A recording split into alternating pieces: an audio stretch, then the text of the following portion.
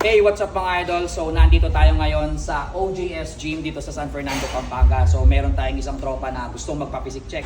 Kaso medyo mahihain siya, so ayaw raw niya magpakita sa camera. So, brother, kamusta? Ilan taong ka na, brother? Okay lang po sa 26 to.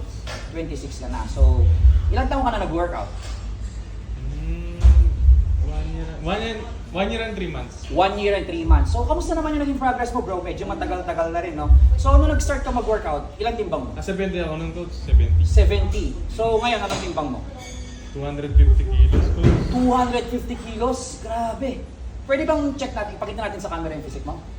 Okay lang? Nahiya ako So, coach. Yun na. Check natin yung physique niya. Grabe. So, ulit, ito po yung physique niya, no? So, kung makikita nyo, overall, mataas na yung muscle mass. Okay? Yung bicep niya, yung chest niya, well developed, full. Kita nyo yung upper chest, sobrang laki. Traps, wala akong masabi, calves.